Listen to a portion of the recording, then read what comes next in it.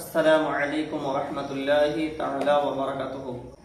আজকে আমি আপনাদের সম্মুখে একটি মাসআলার সমাধান নিয়ে এসেছি।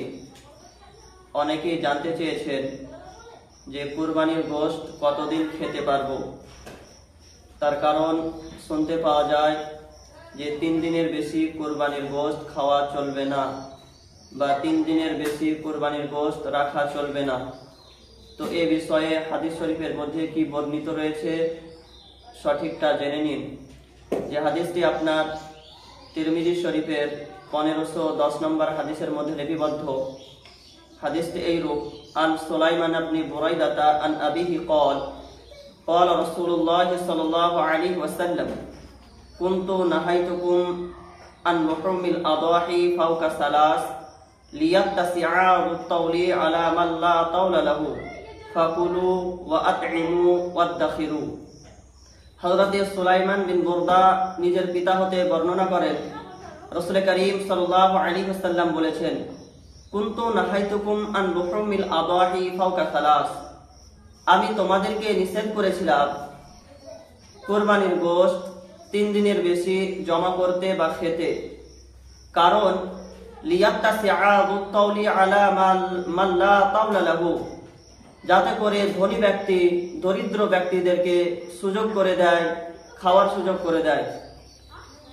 অতঃপর রাসূল করিম সাল্লাল্লাহু আলাইহি ওয়াসাল্লাম বলছেন, ফাকুলু মা বাদালাকুম, তোমরা খাও তোমাদের ইচ্ছা মতো, ওয়া আতইমু, এবং অপরকে খাওয়াও, ওয়াদখিরু, এবং জমা করো।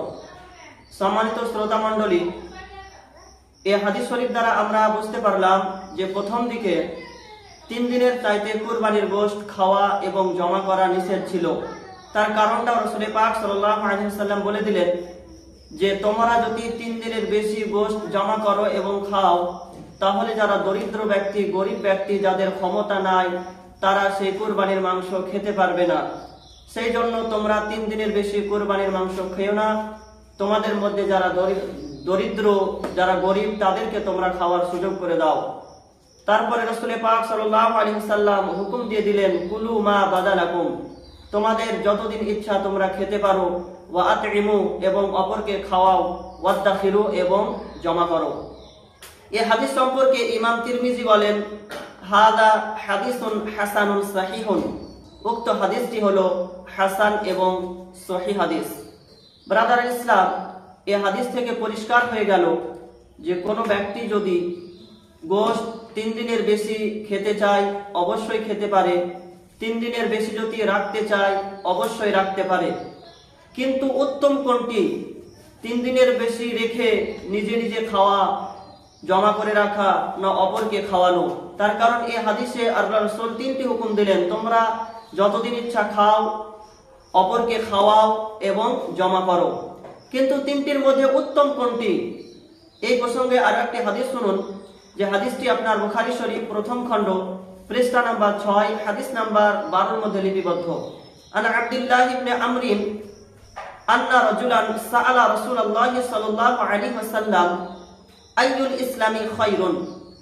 হযরতে আব্দুল্লাহ বিন আমর রাদিয়াল্লাহু আনহু থেকে বর্ণিত, আন্না রাজুলান, নিশ্চয় একজন সাহাবী, সাআলা রাসূলুল্লাহ সাল্লাল্লাহু আলাইহি ওয়াসাল্লাম, রাসূল পাক সাল্লাল্লাহু আলাইহি ওয়াসাল্লামকে জিজ্ঞাসা করলেন, আইয়ুল ইসলামি খায়রুন, ইয়া রাসূলুল্লাহ, ইয়া হাবিবাল্লাহ, কোন ইসলামটি উত্তম, অর্থাৎ ইসলামের কোন কাজটি, কোন খাসলাতটি সবচাইতে উত্তম?